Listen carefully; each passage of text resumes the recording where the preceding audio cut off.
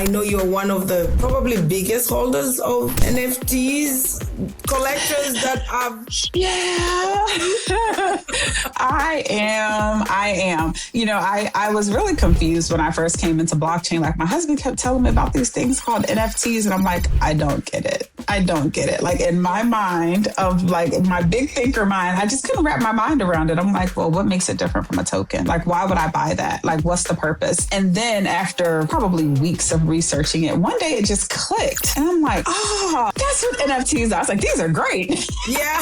So when they say, oh, come invest in our project, and you say, okay, well, I see they funded it through a Coinbase account. If they funded it through a Coinbase account and we can see that account here, we know that they have a KYC somewhere in the background with Coinbase. If they do defraud, right, you at least know that you can contact Coinbase. Coinbase was the original funder of that account.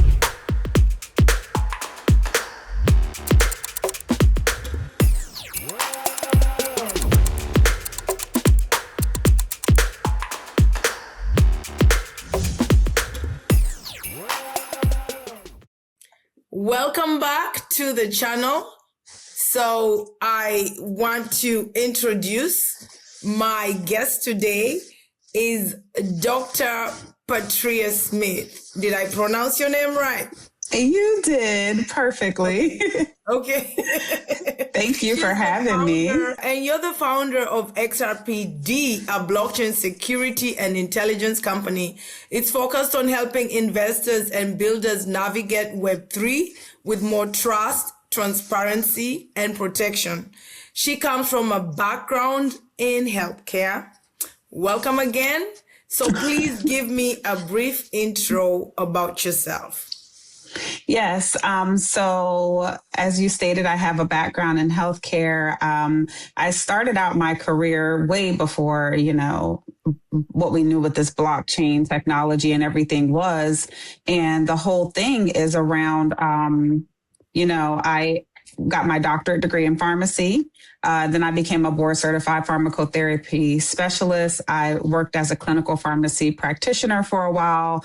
So I have an extensive background in healthcare. And then in about 2020, I came into blockchain, and it was a learning curve, to say the very least. But I was intrigued by it. I was intrigued by the technology, by the, promises of, you're going to, this financial freedom, these new financial gateways and doors that were opening. And I was like, wow, I want to learn more about this. And actually, the first cryptocurrency that I had actually ever purchased after listening to a YouTuber was XRP. I was like, wow, that the XRP community. Yeah, that was the first cryptocurrency I had ever purchased.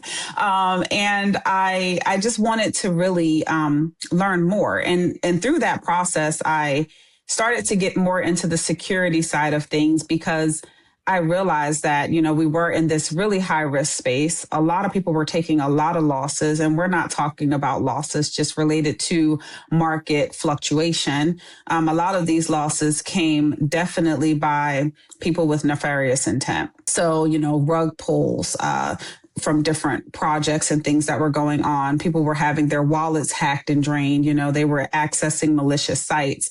And I think I really realized it was really a big problem. Even when I was very new, I was learning about Pancake Swap and trying to get into the Binance side. And I don't know if you remember this, but someone had created a fake Pancake Swap. They created like a site that looked exactly like it. But I think it had like one extra letter or something in the. I don't think I even saw the fake one. Thank God, because I was new at that time, like you were. Yeah, and it got a lot of people, that got a lot of people. So I knew then, like, I had to be very, very careful. My husband and I, we started to learn about, we heard Elon Musk talking about not your keys, not your crypto. So we're like, what are these keys he's talking about? We started to get into, making sure we got ledgers and other, security wallets and things like that, that we now still use till today. So that's kind of just like a little brief overview and how I came about into the security space. But really, we can get more into it, I guess, a little bit later in the conversation about how it propelled into what XRPD has become today. So awesome. So one thing that's very interesting to me is that you're kicking butt and you're a mother of four, okay, your wife, mom of four, and you come from a healthy background in healthcare, right? So what transpired from you saying, okay, I've done this healthcare thing and now I want to do something else? What about this technology got you like reeled in? I would say the ability to have some level of control and say over your life. A lot of times we go and we work in, corporate America. And not to say that there's anything wrong with that. Like, I am not against anything corporate or any decisions that we all make for the careers that we have, right? But sometimes, things like this are often appealing, and it was very appealing to me because I'm not just thinking about the here and now. A lot of what I'm doing today is because of, things that I want to pass on as inheritances, things I'm thinking a lot about the future. I'm thinking about the fact that I have children and I'll have grandchildren one day who will use this technology. And I want them to get the best possible experience with it. I see it as being the future, and I'm not a person to shy away from something just because it's new or different. I think I'm more so the type that embraces that. And, I see, children today are already learning blockchain technology in school, so this is how we know they are. I know my son my son went to North Carolina Cyber, and even before he graduated, they were doing games and things like that where they were trading, and being able to use simulated versions of cryptocurrency. So things like that definitely make it more so for me that, this is something I need to know, something I need to learn. And even if you are, still maintaining your career as a healthcare professional, or I know you had a background in the banking sector, or whatever your profession is, or whatever your job or career is, it just will behoove everybody to kind of still embrace this, still take the time to learn it. It's just like the learning curve we're seeing with AI today. We can't shy away from this. Like, it is here and it's progressing. So we know that it's here to stay. And the best thing to do is kind of to find ways where we can learn to navigate within these systems early on. A lot of people, I remember way back, I still have like my personal email is a very old email. People, it's like at msn.com. People are like, they're like, AOL? At AOL. Yeah, or AOL. People are like, hold on, you have an email like that, like says your age, and I'm just like, well, back then I remember how slow the internet was and how we were on dial up, but to us, it still felt revolutionary and new. And we sat there and we waited that 20 minutes for AOL online to connect. And, and when it went always like, with like you're calling somebody. Right, exactly. But now look at how it is today. I mean, now we have all of these technological devices. We all literally walk around with like computers in our pockets. We didn't have this back then. And look at the short time in which it progressed. So, we'll be saying the same thing in 10, 15, 20 years about blockchain technology. But the people who are here now will be those ones with like the MSN and AOL. I know, addresses. That's a whole different language. You're speaking Chinese to me. Yeah. So, it was just the emergence of it being a new technology, the fact that it's in the financial sector, and I gravitate to that because, of course, I want to make sure I create a secure future for my children and for my children's children. And I know that embracing this technology now and early on would be the equivalent of embracing the internet, in its heyday when it was just the brand new thing on the block and everybody was like, oh, that'll never catch. Yeah. Today, people can't even function without the internet. So, yeah, that's amazing because I felt the same way you felt about the technology. Technology in general just fascinates me. So with the internet, I was in Africa. I grew up in Kenya, right? And a lot, when it was getting adopted, we kind of shied away and everybody was wondering, what's this? But now, how many years later, so everybody has a smartphone. And the people who actually were learning about the internet have built apps that have made them billions of dollars. The others just came and became, users, but there are people like you who start early and you're the builders and people use those tools because what you're building now, is going to be used. So I'm going to go to my next question. Like, what problem does XRPD solve in Web3? Okay, so we're actually looking to solve a very big problem. And most people, I don't think, realize how big the problem of fraud is in the Web3 industry. In 2021, the FBI IC3 actually reported that there were about $1 million in fraud reports. Fast forward now to 2025, we're looking at over $17 billion in fraud related losses. So these are not losses, like I said, related to market fluctuations. These are losses related to people not being able to operate efficiently within the blockchain ecosystem. And as a result, with the technology being as new as it is, people are taking, advantage of people. And the goal for XRPD is, it's very different than a lot of platforms that are out there. I mean, the standard platforms that we're all using today, we're using CoinMarketCap and CoinGecko and all those things. And those things are great tools. They're great for people who have the level of knowledge and understanding. But even still, a lot of those people still end up getting caught sometimes in traps or scams and things like that. So how do we overcome that? I think that we need a platform that's actually going to provide something that is actionable, something that you can use in real time to kind of see how money is moving in the background in the blockchain. So for example, let's say someone launches a new project or company and you're interested in investing in that company, but you're not really sure. You go and you check CoinMarketCap. They may or may not be listed there because they're so new. They're a micro cap project, considered at the time, but they're talking a really good game. Their website looks good. Everything kind of looks good to you, but it's the background. A lot of people don't realize that with fraud in Web3 or on the blockchain, it's manufactured. So trust is manufactured long before they actually get to the point where they launch the project. And the ideas behind how they're going to exit wallets that they've set up, all of those things are created long before.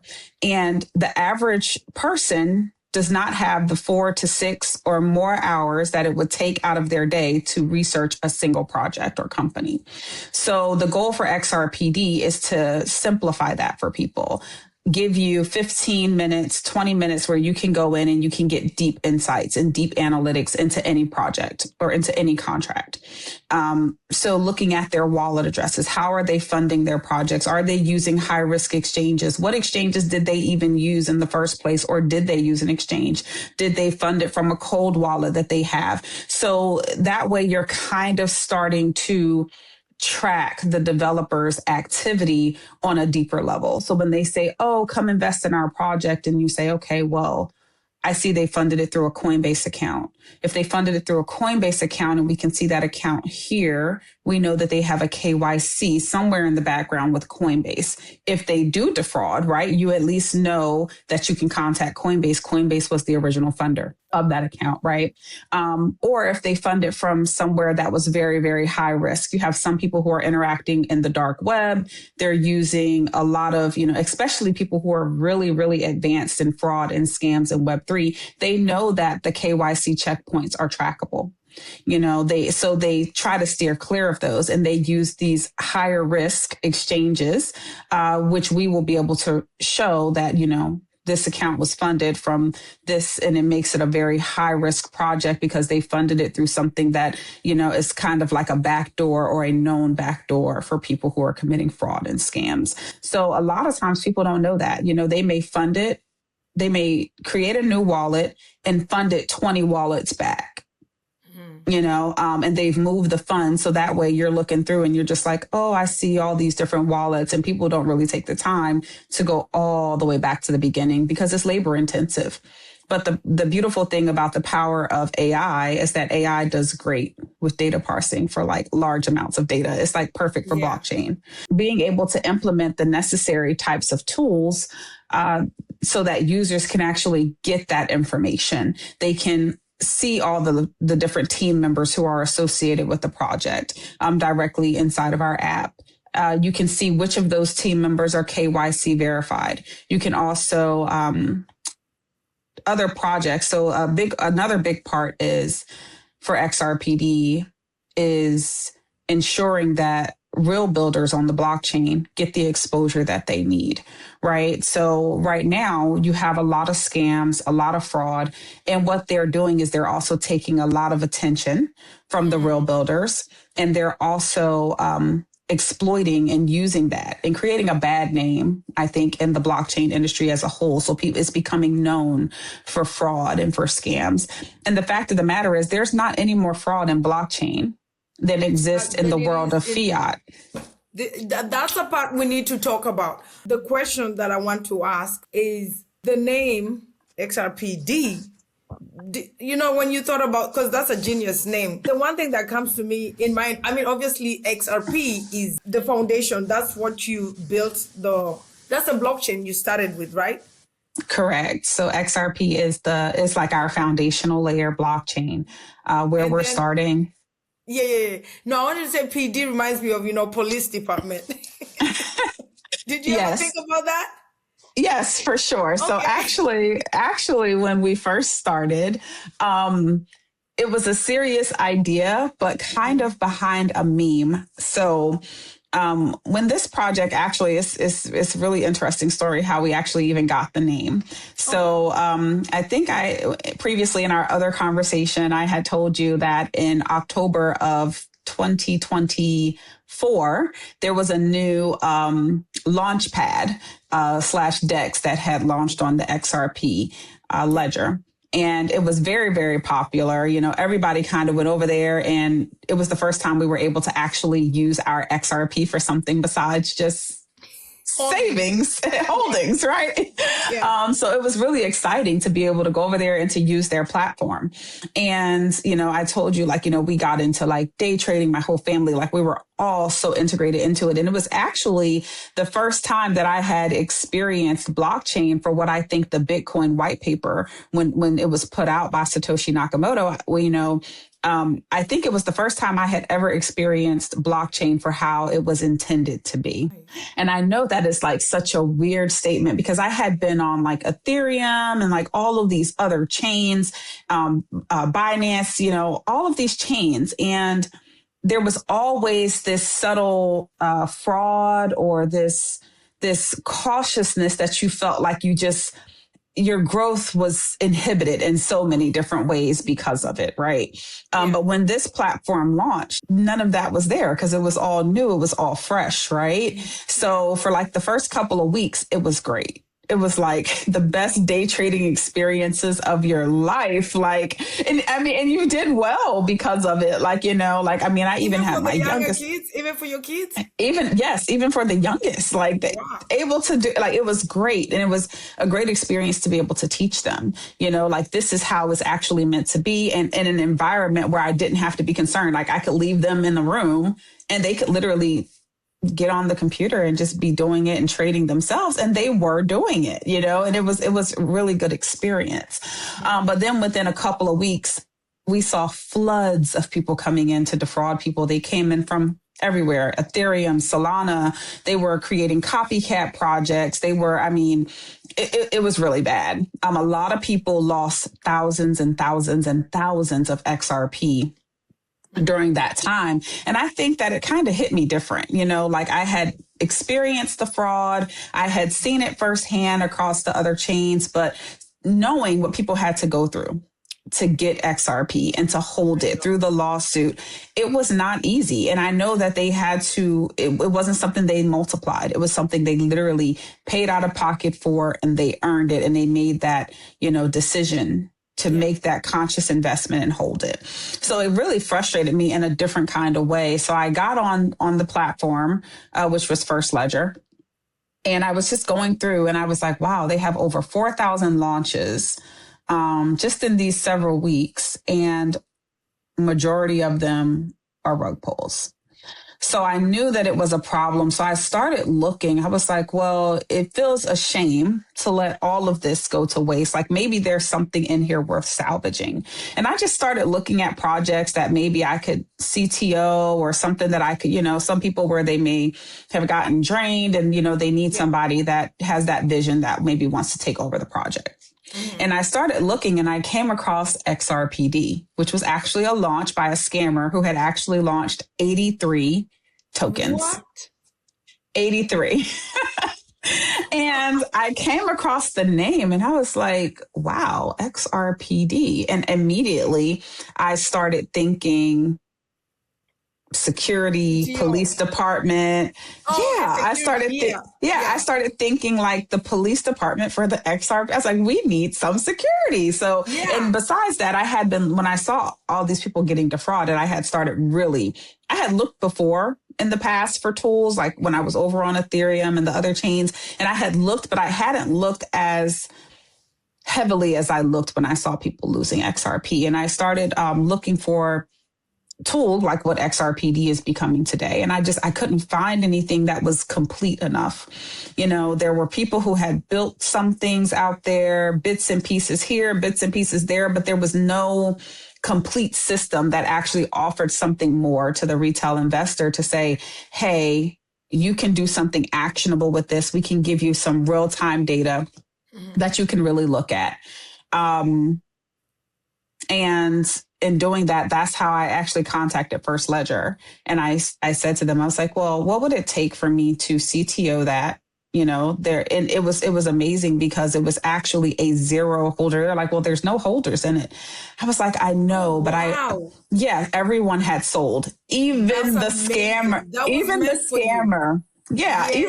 scammer had sold. Like there were zero holders. I was like, wow, how rare is that to CTO something that has no holders, not even one, Wow. So, I was definitely very intrigued by that fact because, a lot of times people go in CTO projects and then the original holders, the concern is that, they're going to use all the new holders as exit liquidity, right? Yes. So I was like, we're not going to have that problem. And also it would give me time to focus on the building side and not have the pressure that new launches get from the community. Like, they just want the hype and they just want that push and not so much focused on the building. So, I did what I had to do in order to acquire it from First Ledger, and it became mine. It was XRPD, and it started out, I kind of had little officers, like little character officers and like PD gear. Well, we actually do still have, 2 officers. If you check out on our website, xrpd.io and go under users, like for investors, there's a page on there that talks about, we have 2 mascots, Nix and Trix, and they are kind of like the officers that we have as our kind of like mascots, for XRPD. And the goal for them is to eventually in the app act as guides, as we build it up more and we get our education portal more and we make it more adaptive to the users and their knowledge level, and what they need to know. So being able to give reminders like, before they invest in a project or a company, did you check the wallet? Did you check the contract? Like, kind of giving them those oops moments, like be careful, or this has a risk rating of this. Are you sure? So kind of being those guides. And then also allowing users to be able to ask them questions. So that's going to come as features a little bit later as we build more on our AI side of our platform, to where users can get educational information, get assistance, get real support. Like that's another thing we do seek to offer is live support, because I think a lot of that is missing in this space where people get defrauded. They don't know what to do. They don't know who to call. They don't know where to go. So that's awesome. I was just thinking when you're talking about those 2 agents, have you thought about gamifying this at all? Yes. So, and you know what I do? I know you can't really see it too great here, but we are currently in beta, but we do have actually a gamification feature. Like you can actually see the Oh, XRPD nice. app right there on my phone. Oh, But when okay. so when you go in, there's kind of our app, and I'm then you can so, actually so happy for you. yes, like we're super excited about it. It has like a community hub and chat board in there as well where people can join in with their communities. But we have something called Quest, and this is our gamification engine. And Mhm. people can actually come in. These are like some of our NFT examples that Yes. people can mint. But yeah, we definitely have a gamification engine where people can actually earn points. They can get into a leaderboard, which I think in testing, I was like the global XP leader, but I noticed that since we have other people now in testing, we have some other people working their way up the leaderboard as Mhm. we speak. And that will allow us to be able to help people to learn and earn, have those giveaways monthly where a large part of the profits and things that we actually make from the platform will go back to the community of holders based on their engagement on the platform. So we definitely have thought about that. And like I said, we'll have more of that whole educational component coming as we build more on the AI side of our platform and then make nicks and tricks more integrated throughout the different processes. Yeah, amazing. So the XRP community is very active. That's the best way to explain. They're very active. Do they know what you're building, and are you how does the community, or are you talking to the builders there? Are you guys collaborating so they know that this is something that is much needed, not just for XRP, but Web3 in general? Yes. So inside of our testing group, we have definitely a couple of people in there from different chains, including Bitcoin, Solana, and some others, because since we are a multi-chain type of establishment. But within the XRP community itself, we've been talking about this in spaces and different events for well over a year. Mhm. And I'll be honest with you. Here's the synopsis from a lot of people. So it's kind of like they have to see it, to believe that it's true, to believe that it's real. Because unfortunately, during that time where there were all those scams and things in XRP in like January of 2025, even myself, for example, I went into a space and I was talking about my vision for XRPD. And there were some scammers in the room on the space. And within 72 hours, they launched fake projects that essentially they thought I didn't tell everything about my idea and my vision, right? So they launched what they thought my rendition of the vision was. So there were, I'm not going to say the names of what those projects were, but there were several of them that launched and they were like, oh, you're going to be able to do blockchain research and and they went and pulled some stuff from a couple of APIs, I think, from like Dex Screener and maybe a couple of other things. And they were Wow. they were trying to mimic, and so there's a lot of people who have made a lot of promises to the XRP community, and I don't fault the XRP community in any way, because we do have to have a higher standard, and people do have to build with accountability, and that's exactly what I am doing, and what my team and I are working together to do is because we want people to know that we are here for the long haul. We are not somebody who's just here to make a quick buck off of the community. I know even down to we actually have our NFT collection. Mhm. So we launched the NFT collection, and I call our NFT collection my gift to Web3, right? And Okay. the reason why I call it that is because I know how much we need something like it in the Web3 industry, Space. in Yes. blockchain, in this space. So what I did was I created this 1,000 collection of NFTs, and I told them, this is it. We will never launch another NFT collection, just because I intentionally greatly undervalued it. to the extent where all of the NFTs within the collection include direct incubator access. So for anybody looking to, if they have a business and they want to tokenize assets for their business on the blockchain, if they have an idea and they want to build it on the blockchain, our NFTs actually come with a certain amount of development credit. They come with for builders, but they also, for the retail investor, like all of the NFTs come with lifetime access to XRPD's platform at the highest tier. Now, what does that mean? So in our subscription plans, we've done the numbers a lot based on what we're offering and the benefits that it will be.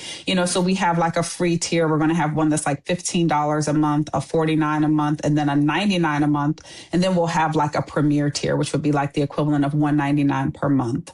Yeah. The NFT holders would be in that premier tier, except they won't have to pay $199 per month.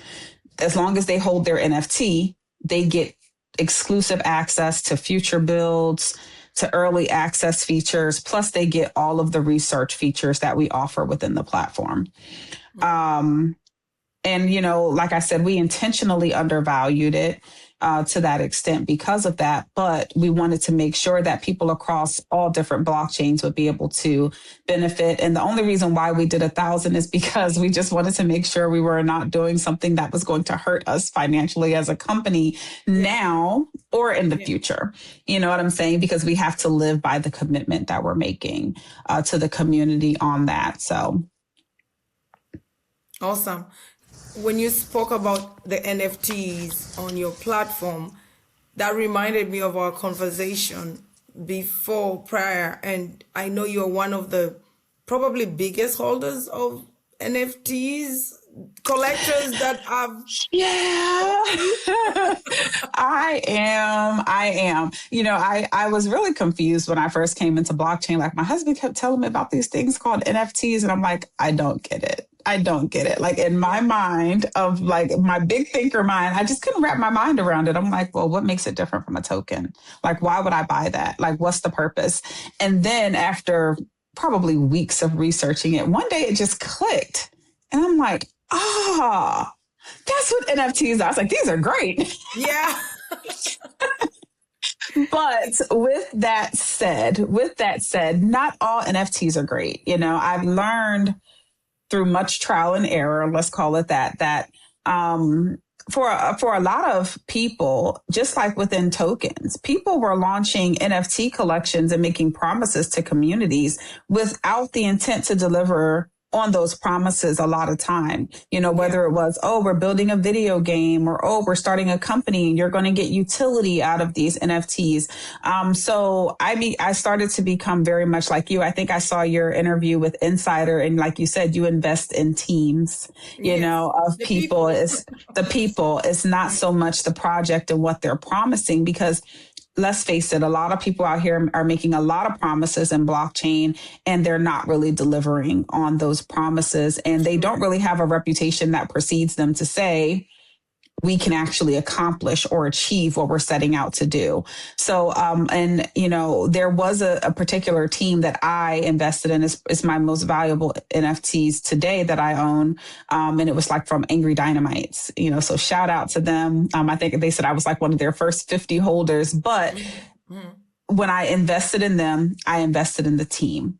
I saw their background. I saw that they had sold a game previously to I think Ubisoft for millions of dollars.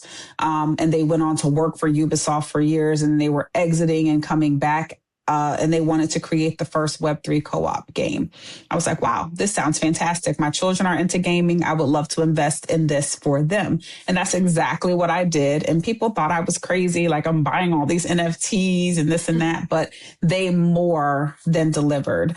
And they are very, very successful today. They're doing great things over on Ronin Network. So definitely investing in teams is the way, but how do people know those teams? How do you vet those teams without getting all in their discords and having to have hours long conversation? What if we just had a platform where those teams could say, hey, here's what we're building. Here's kind of our credentials. Here's our background. We're all KYC verified. Our project has, undergone stringent verification process through XRPD. So pretty much adding that extra trust layer on top. So that's essentially what we seek to do for a lot of the real builders that are out there, so that people can start to separate, their apples from their lemons. You know what I'm saying? Right now, everything's kind of just all mixed in and we can't really tell the difference. And people are getting a lot more sour than they are getting sweet. So definitely it really comes down to teams. So we definitely have a developer portal that's built around exposing who teams are and helping them to build trust around their projects and their communities. Cool. So for the noobs, what does KYC mean? KYC means, traditionally, it means know your customer. We're kind of putting a little bit of a twist on it. It's also know your customer, but it's know your community. So we want people to know their community of developers. We want people to know their community, like even retail investors, they can actually build higher reputation scores within our platform as well by doing KYCs for themselves. So it's like everybody's kind of in one platform building reputation.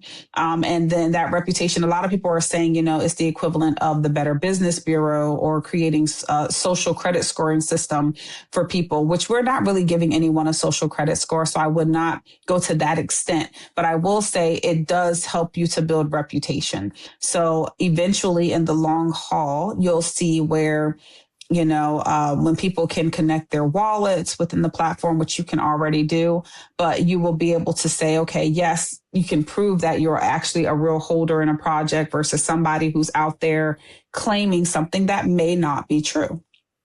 You can see what other companies people are actually following and what level of reputation they actually hold within those particular projects. So people who are early within a particular community or who don't have a role where they're seen as a holder or things in those community, they won't be able to perform certain functions in terms of causing damage. You have a lot of people out here who are spreading FUD around different projects, and it's essentially so that they can kind of lift themselves up.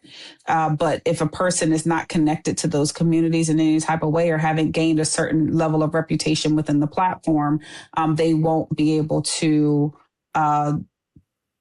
degrade comments within the platform and things like that. So we're definitely trying to build it cohesively, thinking about all aspects that the retail investor has to face and projects have to face when they're coming into this ecosystem. Nice. So why did you choose XRP Ledger as the foundation? Is that the reason? Was you just found the XRPD by chance and you were like, okay, we're just going to build it on XRP? Well, yeah, sort of.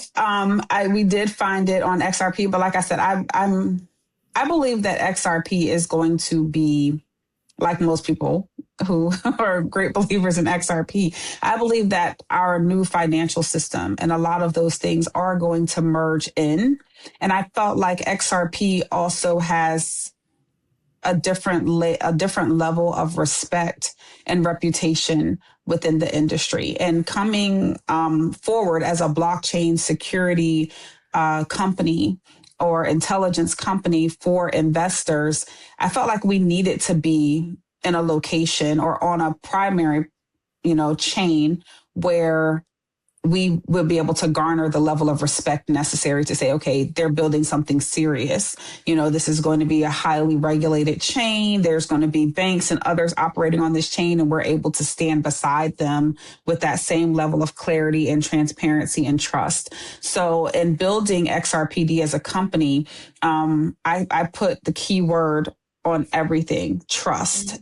Trust was a big thing for me because that's what's lacking in a lot of Web3. So, and everything that we've drawn outwards from there is all centered around that keyword of building trust. So I think that was why I primarily decided to stick with the XRP ledger. But with that said, we also decided to go multi-chain, seeing XRP ledger and Ripple, doing partnerships and things with Solana. Like I've always said that multi-chain and integration between the chains is inevitable. This is going to be something that's of the future. So when people are like, oh, I'm only pro this one or I'm only pro that one, I'm like, well, it really doesn't matter because everybody's going to be one, eventually. That's one of the powers of XRP is that, it can act as a bridge currency for anything, so it's not a struggle in that way. But yeah, definitely the trust and transparency factor. And then also having that high degree of reputation that XRP carries with it. Not to mention the lawsuit and winning all that. And, it's just. and every grandma knows if they know the tokens, they know XRP is top 3. Yes, Bitcoin, for sure. XRP and something else. It can Exactly. be a meme like Pep or whatever it is. Right. But they do know XRP. For sure. Yeah, they've made sure of that with the lawsuit. Kind of dragged it through the mud for years there. Yeah. That's pretty cool. So that being said, I know you said different blockchains. Are you already on Solana? Because Solana needs it. Solana needs what you build. Yes. So we do already have integration where we're able to pull wallet information and data. Projects can already register on the app once we go live, but anybody who's in beta from Solana can go ahead and build their projects or companies. What we're actually going to be doing, and this is actually something that we have decided within recent weeks. Initially, we were going to make it open initially as registry. So projects would have to come to us and we would open it as registry and those projects could build. But we also realized that retail investors, when they're coming and they're searching for information, they need to be able to have that open access to information. So what we're actually going to be able to do is that if someone comes in and they're searching the wallet or searching the contract, we're going to be pulling in data. Oh, good. For all of them. And then what projects can do, their, developers or whoever can come to our platform and they can claim their project. So if somebody goes to that developer and says, well, I'm not investing because it says that you're high risk for this reason, and that reason, and I don't trust it, I'm not really sure, then that developer might be like, well, what are you talking about? What platform is saying that we're high risk?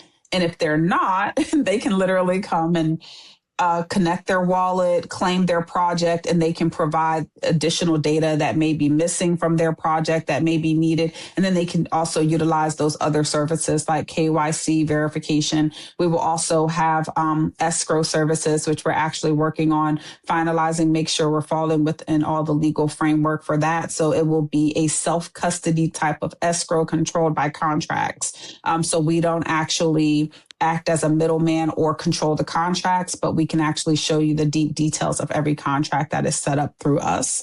And that will also be something that is on display that developers can use. And they can even tie that to like their roadmaps and things like that to help keep them accountable to their communities.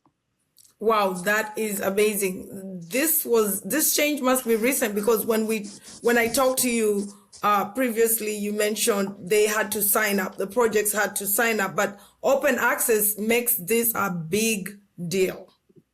Yeah, so definitely. And we talked about that exclusively together as a team. And, I told them, I was like, well, I think that, if we're looking at it, we have to consistently, every time we're building or updating or creating something more, put ourselves in the investor shoes. Like we are the investor, like if I come to this platform and I am totally new to crypto, or even if I'm really, really experienced and I don't want to take hours to do research on something, I want to be able to plug in, the developer wallet or the wallet that launched the project. And I want to be able to see deeply into that wallet and the information around that project and to build trust.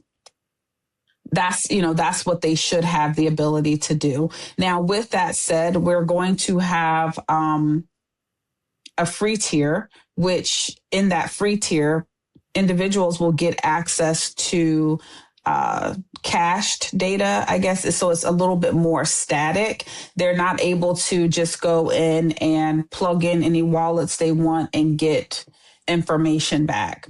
But as you get into the subscription tiers, they will have the ability to go and to pretty much look up anything that they want for the blockchains that we do cover. And yes, Solana would be one of those. Awesome. My head is already running, and I'm thinking in the future, when people are wanting security in regards to their crypto, maybe this is something maybe that's something you can add onto your platform. Like, I don't know, maybe insurance is, maybe I'm just overthinking, but I think I think there's something you can do there. Okay, so we haven't talked a whole lot with others about this yet, but I'm going to tell you. Okay. So on our platform, we actually have 3 different types of escrow, but we have put it out there to offer potentially even a 4th type of escrow. The reason why we haven't talked exclusively about this 4th type of escrow as of yet is because we have to make sure we have the legal framework around it correctly. But we do have right now where people would be able to, individuals, once we launch our escrow live, we'll have a escrow for retail investors where they can actually escrow different assets that they want to lock up in escrow. So they will actually be able to do that. And then that way, even if it's locked in a particular wallet or something they have like that, this is also that self-custody escrow. So it's like it does give them that extra layer. But another idea that my community manager had come up with a long time ago when we were talking about doing the escrow, she had the idea that she wants to be able to leave things to her children, her XRP, things like that. Yeah. And if something were to happen to her, so she wanted us to set up something called a legacy escrow. Wow. So we are going to be looking at also adding something like that for the retail investor, but we just have to make sure that we follow the laws, because different laws are different in different places. And some people, we don't know how that would affect. So we definitely have to have attorneys involved to make sure that all the transfers happen properly, which, if it's self-custody, it will probably be something like, if in the event that the person did not access the account within a certain amount of time, maybe it could just sign off and it would go deposit it into a certain wallet. But then there's also risks and things with that, because you don't know if that wallet would have ever gotten compromised or things. And then we also have to think about things like probate when people pass away, and, relatives are looking at the different assets and things that they held. So there's a lot with that. But with that said, we don't call it we're not calling it insurance, because that's like a whole industry, and there's a lot of legalities with actually using that particular word. But what we're calling it are like security deposits. So we do have something called a fail-safe escrow that developers can actually utilize. They can actually purchase XRPD token, and then they can lock up a certain amount, dollar value of that token inside of fail-safe escrow. And they could lock it up for 6 months, a year, however long they think it's going to take for them to get an MVP or whatever they're promising to their community out and live.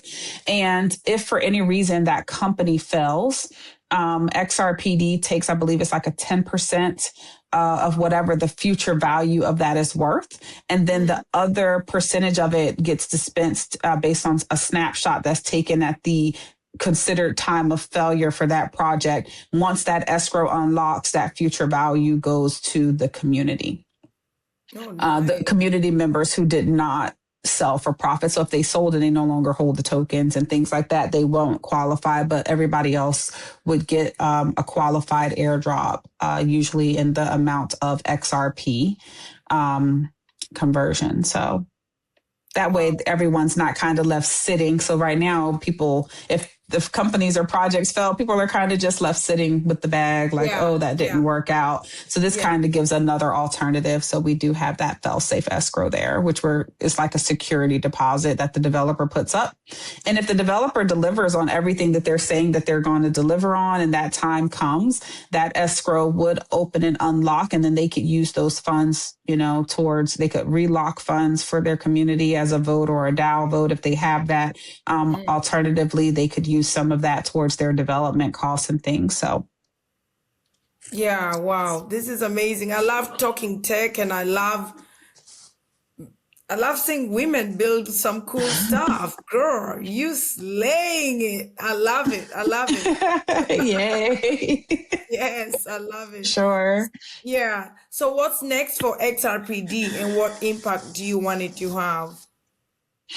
So for us, we're looking at launching at XRP Las Vegas during the conference. So we'll make our app live during that time, and we're going to be doing some different giveaways and things. But the impact right now is I think we're going to open it up for like just open access, and we're going to leave it open, like full open access for probably like 5 days to a week or so. And then we'll limit access to where it'll either be like free tier access or NFT holders while we put in the pricing structure through Apple and Google Play stores, which would be behind the subscription walls. But the goal would really be that people get in there. We want feedback. We want, Yes. how can we make this better for the user? How can we meet you where you are? Are there features that you want to see? Is there something that you think that we really don't need that's there in the app? So feedback is like invaluable.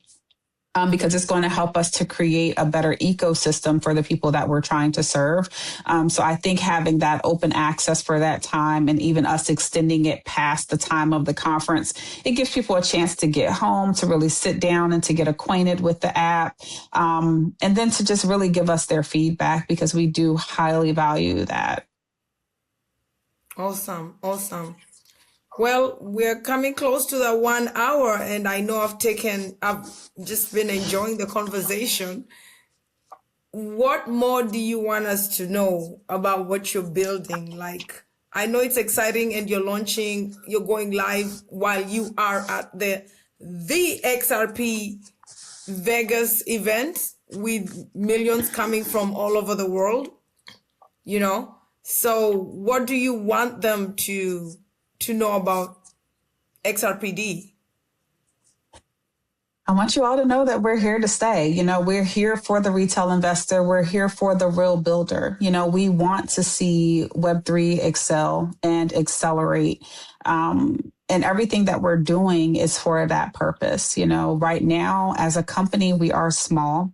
We have a very tight team. I know, as we spoke about in the very beginning, we are we're looking at starting our fundraising. We've been in talks with some different investors who are very interested in what we're building and have been very supportive in the background of what we're building, and very patient as well, but also very excited. And I think that we all have reason to be excited, because I think that crypto and blockchain is going into a new era. I think we're going into an era of what we would call Web 4. Yes. Right now we're in Web 3, and I think Web 3 has kind of gotten exhausted with just the inundation of all the new. But I think that we're going to see a lot more regulatory clarity. I think we're going to see a lot more security. Blockchain security as an industry is rapidly growing right now.